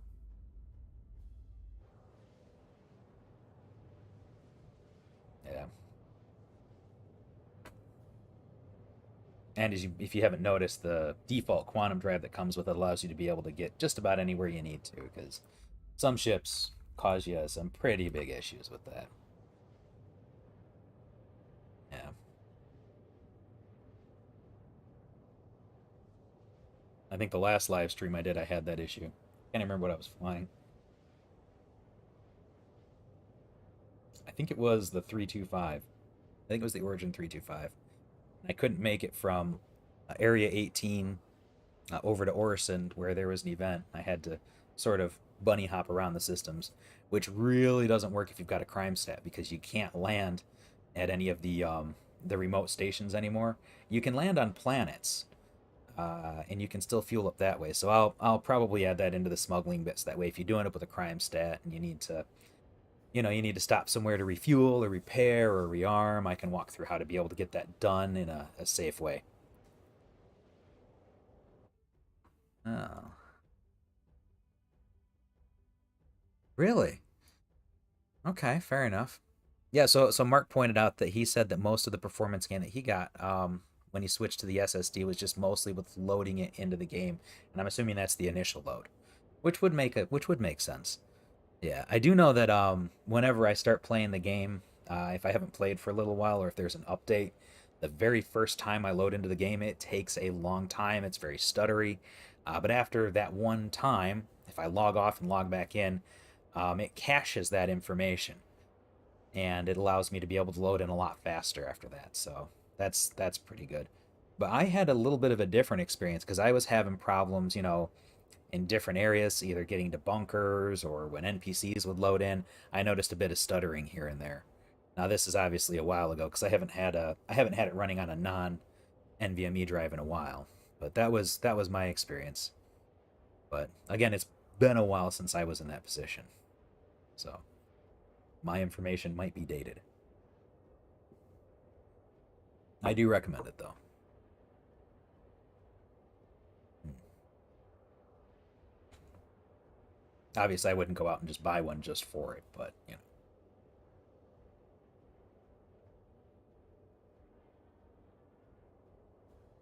At the time, I was also using flight sticks to fly around in the game. Unfortunately, I left those behind when I moved, so I moved quite quickly. But yeah, at the time I was running a CH Pro throttle with a VKB stick. And if you guys get a chance and you're looking for a good quality stick, I do recommend the VKBs just because of the simple fact that they're really affordable and they're really well built. They've got a lot of options on it. I know that most people now, instead of running throttle and stick, are running stick and stick, because it seems to work better with sims because there's no gravity, so you've got a lot of other options to be able to, turn and move around. Um, but of course, as you start to enter an atmosphere, I think that might change. So I don't know. If you do get a throttle or something like that. The reason I got the CH Pro was because you have a lot of thumb options as well with it, and finger options. So you've got like little joysticks on it that you can use. But can't afford them right now. Eventually, I'll get another one, and then I'll have a whole setup for it. I just don't know exactly where I'm going to put it yet. But hopefully, I'll have a significant improvement on my flight skills at that point. Yeah. Let's see here. And once we get this, we're going to have to go ahead and put it on the ship. And to do that, we're going to want to head to one of our planets here. Probably land on... You know what? I'll just go back to the spreadsheet. Just make it easy.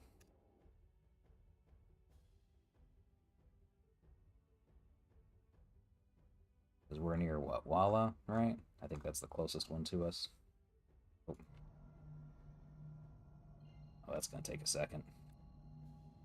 Yeah, obviously with a better hyperdrive, this would actually go faster on the cooldown piece.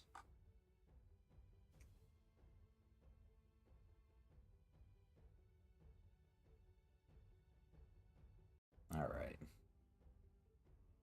So mining, ArcCorp Mining 45 we can land at in repair, as well as pull out a vehicle. It looks like we can also do it at Mining Facility 61. Those are all good options. Or both good options, I should say.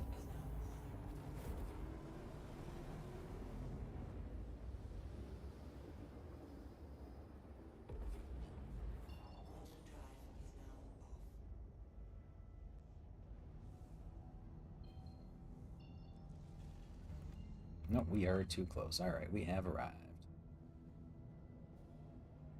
Let's get a little bit off of center here so we can go ahead and not run into it. I'm looking forward to them being able to save your HUDs too. That'll be kind of nice. Obviously, I wouldn't normally put the communications there except for the fact that it does reset every single time, so it's sort of easy.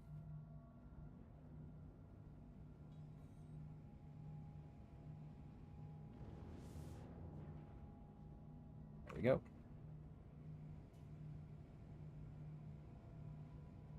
Landing complete. Have a pleasant stay. Ah, good, we've landed. There we go.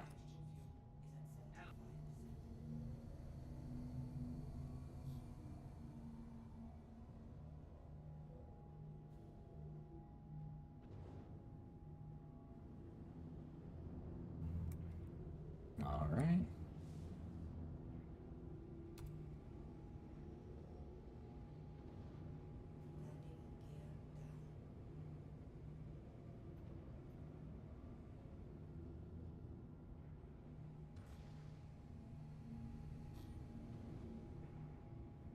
Using my thrusters to go ahead and try to navigate in a little bit better here. We are coming in a little fast, I guess. I can probably adjust that here. That way it's a smoother experience. Just reducing your thruster speed will make it so that you can maneuver in a little bit better and smoother. It's better, I guess. I don't know. It's not quite as fast, obviously, but... Landing complete. Have a pleasant stay. Whoops. I don't think I did it fast enough. That's alright.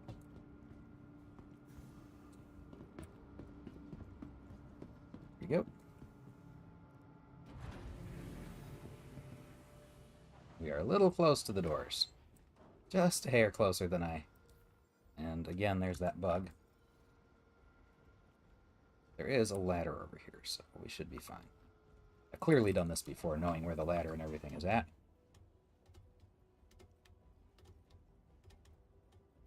That's okay, it only took 2% of my health away falling down. Just need to lay in a medical bay. Actually, interestingly, another really good ship for like bunkers and stuff is one that has a medical bay. Like the new C8X with the medical facilities on board. That one's really cool. I tend to seem to like that more and more these days. Alright, we want to go to the lobby. And I'm going to put the ship away and bring it back out again just to turn it around and make sure it's not quite as close to falling off into the abyss. Welcome to the ASOP Vehicle Retrieval System. Survey says store. Go, that should take a minute, but... Alright, and we need to find the elevators and make it to the refinery area so we can rent us an ROC. Mining Greycat. I actually find it kind of cool that they've started expanding on the Greycat line. I'm really happy about that, because initially all I had was, what, the regular Greycat, and then they also had the ROC, which seemed kind of limited for an entire brand, but now they're getting more and more vehicles out for them, which is good.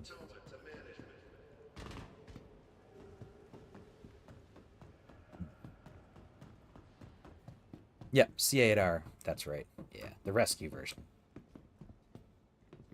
Right. Thank you for that. Yeah, so it's the C8R, not the C8X. Okay, so we're going to go ahead and rent our ROC here. Now, you'll notice that if you do it for one day, at least historically, I haven't done this in a minute, but if I do it for one day, sometimes you'll be able to keep it for quite a bit longer. I think the last time I rented something for one day, I had it for, I think, the entire time until the reset. So it goes a little bit funny. But again, this is kind of, you know, testing stuff out. So in order to be able to put this on the ship, we're going to need to land on a planet or somewhere that has a the ability to be able to pull out a ground vehicle as well as land your ship. So you can do this at, like, you know, something like Area 18 or one of the larger cities, but I usually recommend landing at like a mining facility on a planet. Most of the mining facilities have landing pads as well as vehicle terminals for ground vehicles only, but not all of them do. So it's sort of a bit of a hit and miss thing. But again, when I put out the information for the smuggling, I'll also include locations that you can land and pull out ground vehicles, because those are very useful when you're going through and moving stuff around. If you need to maybe, let's say, drive up to a location if they have turrets and are shooting at you, as opposed to fly up to it and risk losing your ship. Because a lot of the turrets, you'll notice, are kind of funny to where they can get you from just about anywhere, even if you're on the other side of a mountain or a hill, you know, that kind of stuff. They're overly accurate with that. All right. So let's find out if we can fit the ROC into the Cutlass Blue. Let's have a bit of fun with this. You know, I think it, well, we'll see.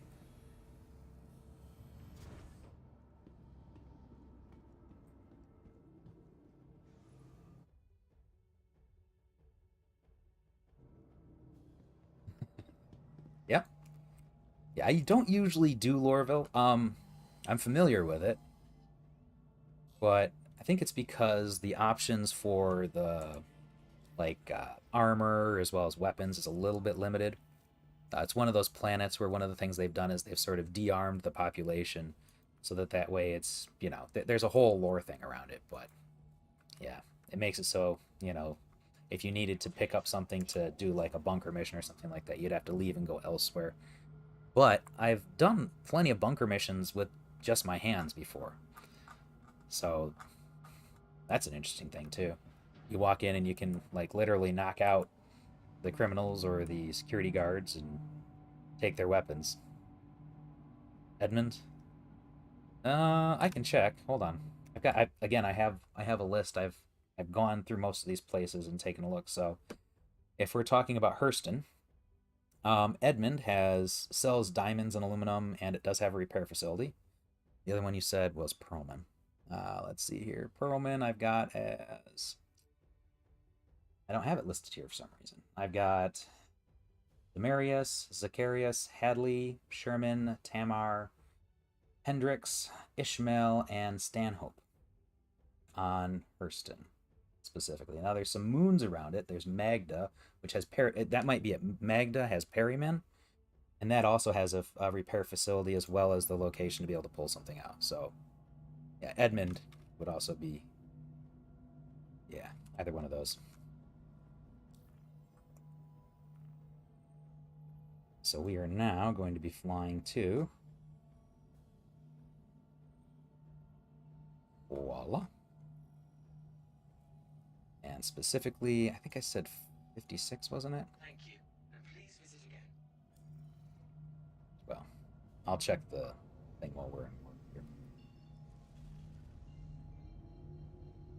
Yeah, but almost every moon and planet has something.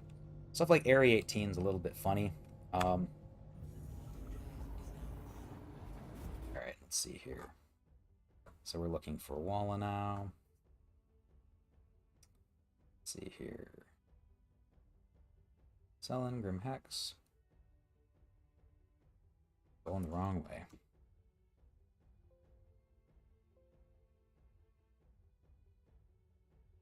Out.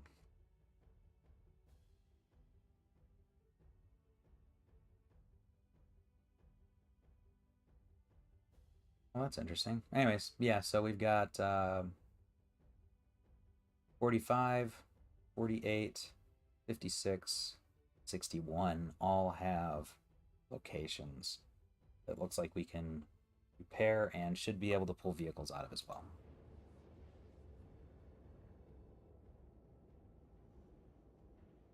Are we really flying all the way to ArcCorp first? Okay, it's fine.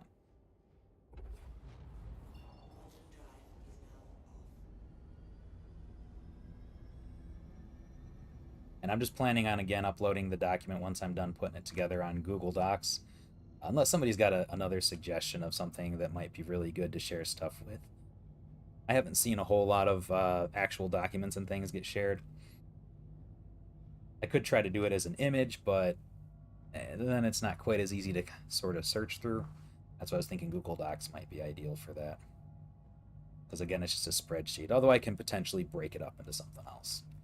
But either way, it should be helpful.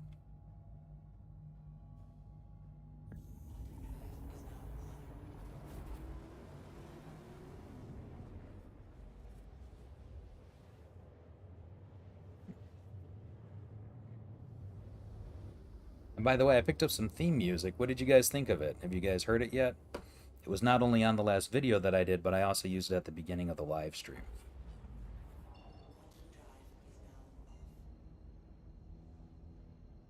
Alright. Yeah, you do have to turn off your quantum drive and then turn it back on again to be able to sort of have things pop up occasionally. But we are looking for... nope, nope. Was 61 one of them? I thought so.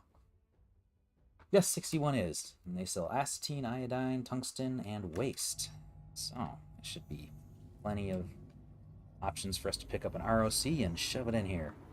Let's see how it fits, shall we? Sure, we can make it fit. One way or the other. Just need a little bit of patience. Go.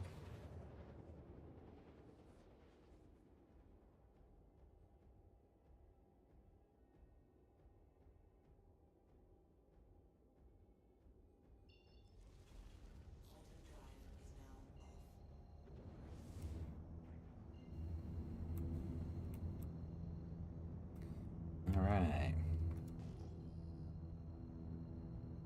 Well, that's interesting. So, yeah, sometimes the altimeter does work, and in this situation, it is working well, which is good.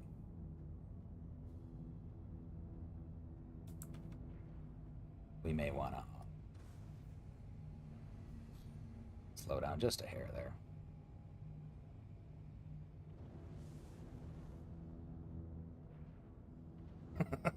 Yeah, this should work. Like I said, one way or another, I'm sure we can fit that ROC in this thing. We'll get her done. How's that? Right.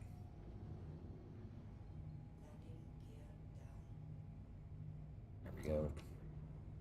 We're going to want to pick one of the larger pads. That way we've got... Oh, no, this is... This only has that one pad. So where are we getting our vehicles? Okay, our vehicles are going to be behind us. That's perfect. So we're going to want lots of room to be able to get a running start just in case it doesn't go in easy the first time. Whoops, I wanted that down. That wasn't what I wanted to do. I wanted to do that. Alright. That should be good. It's interesting. Never really noticed that the tailgate down it quite looked like that, so alright.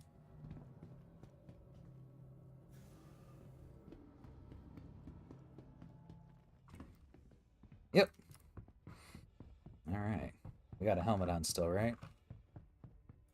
Yeah, we're good.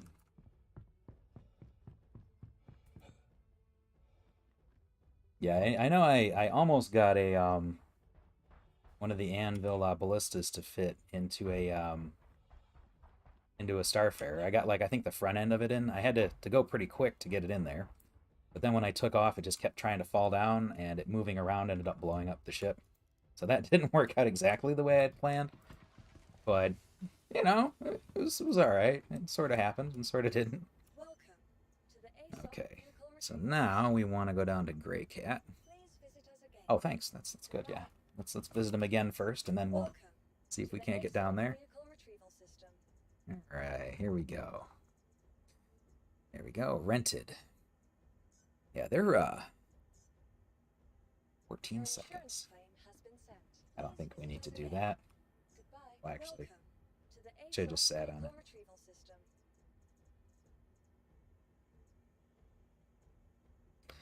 Yep, here we go. Vehicle selected. Stand by. Should be pretty obvious which one it lands in. Your vehicle has been delivered to the following location. All right. Oops.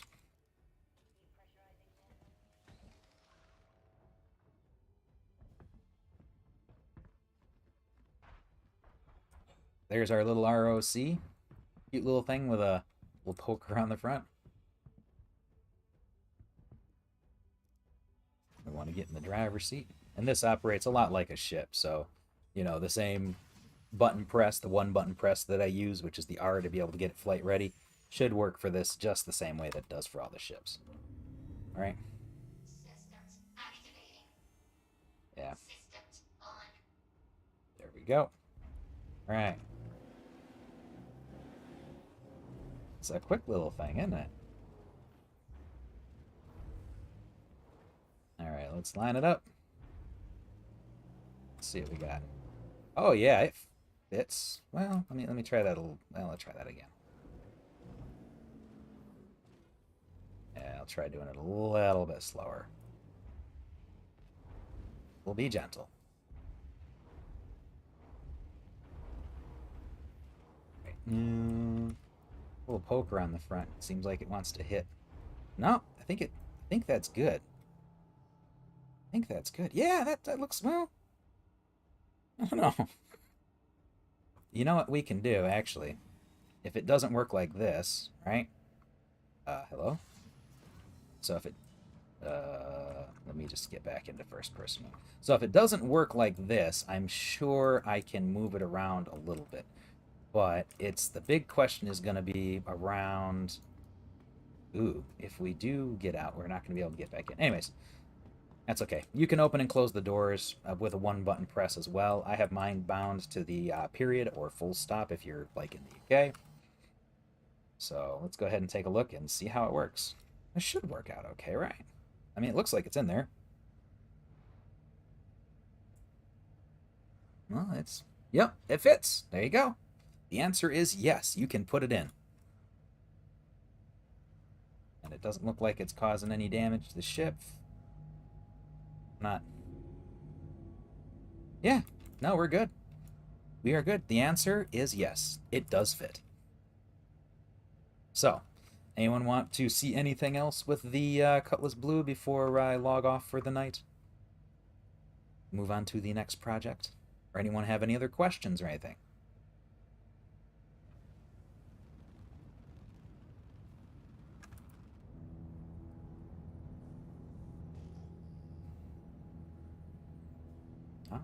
Mining. Essentially. All right. And with that, I want to thank everybody for showing up to the live stream. I really appreciate it. Again, if you haven't already, make sure to wish Homeless Panda, congratulations for winning the contest.